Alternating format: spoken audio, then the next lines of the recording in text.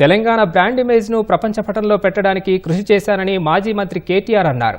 6 గ్యారెంటీలు అమలుపై ప్రశ్నించినందుకే కేసులు పెట్టారని ఆరోపించారు. ఫార్ములా ఈరేస్ కేసుల్లో ఏసీబీ విచారణకు హాజరయ్యే ముందు మాట్లాడారు. సీఎం రేవంత్ రెడ్డి ఎన్ని కేసులు పెట్టినా పోరాడతానని స్పష్టం చేశారు.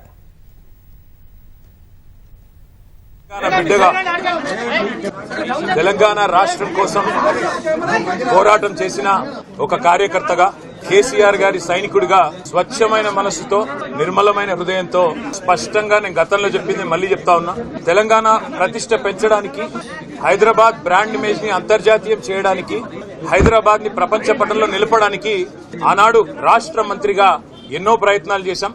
ఆ ప్రయత్నాలు చాలా మేరకు ఫలించి హైదరాబాద్, తెలంగాణ భారతదేశంలోనే ఒక ప్రధానమైన నగరంగా ప్రపంచ దృష్టిని ఆకర్షించే స్థాయికి తీసుకొచ్చే విధంగా పనిచేశాం. మేము 9.5-10 ఏళ్ల కాలంలో మా ప్రభుత్వం ఉన్నప్పుడు మా బావమరుదులకు 1137 కోట్ల కాంట్రాక్ట్లు ఇచ్చే దౌర్భాగ్యపు పని, అట్లాంటి పనులు చేయలేదు. మంత్రిగా నేను కౌన్సిల్లో కూర్చొని, కౌన్సిల్ ఆఫ్ మినిస్టర్స్ లో, కేబినెట్ లో కూర్చొని నా కొడుకు కంపెనీకి కాంట్రాక్ట్లు ఇచ్చుకోలేదు. లేదా నేను కాంట్రాక్టులు ఇచ్చి ప్రతిఫలంగా ల్యాండ్ క్రూజర్ కార్లు కొనుక్కోలేదు. ఆ పనులు రేవంత్ రెడ్డి గారు, ఆయన మంత్రివర్గ సహచరులు, ఆ సాగు తెలివితేటలు, ఆ అవినీతి తెలివితేటలు వాళ్ళకే ఉన్నాయి. నేను 50 లక్షల రూపాయలతో ఎమ్మెల్యేలను కొనుగోలు చేయడానికి పోయి దొరికిపోయిన దొంగను కూడా కాదు. నేను నిఖార్సైన తెలంగాణ బిడ్డను. ఏ పని చేసినా తెలంగాణ కోసం, హైదరాబాద్ ప్రతిష్టను పెంచడానికి కోసం చేశాను.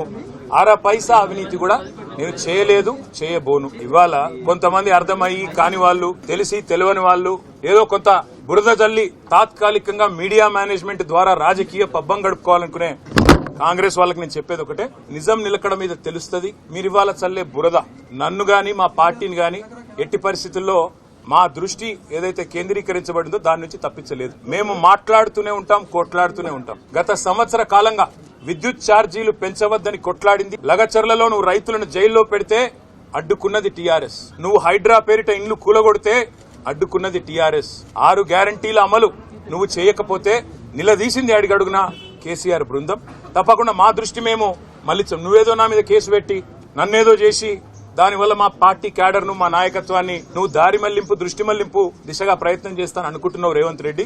అది నీ వల్ల కాదు. ముమ్మాటికి నువ్విచ్చిన 420 హామీలు ప్రశ్నిస్తూనే ఉంటాం. నువ్వు ఎన్ని కేసులు పెట్టినా, ఇది కాదు ఇంకో 100 పెట్టుకో, ఇంకో 1000 పెట్టుకో, ఎదుర్కొంటాం. న్యాయస్థానాల మీద, ఈ దేశంలోని చట్టాల మీద, భారత రాజ్యాంగం మీద మాకు సంపూర్ణమైన గౌరవం. నువ్వు ఏ ప్రశ్నలన్నా అడుగు, సమాధానం మా కాడ ఉంది. ఎందుకంటే మేము నిజాయితీగా ఉన్నాం. నిఖార్సైన తెలంగాణ బిడ్డగా, కేసీఆర్ గారి రక్తం పంచుకొని పుట్టిన కేసీఆర్ కొడుకుగా చెప్తా ఉన్నా, తెలంగాణ కోసం అవసరమైతే చస్తాను తప్ప ఎట్టి పరిస్థితుల్లో తల వంచను. తప్పకుండా కొట్లాడుతూనే ఉంటా, పోరాడుతూనే ఉంటా. తెలంగాణ జయించేదాకా, కాంగ్రెస్ కబంధ హస్తాల్లోంచి తెలంగాణ బయటకు వచ్చేదాకా కొట్లాడుతూనే ఉంటాను, ప్రతిజ్ఞ చేస్తా ఉన్నా. థాంక్యూ.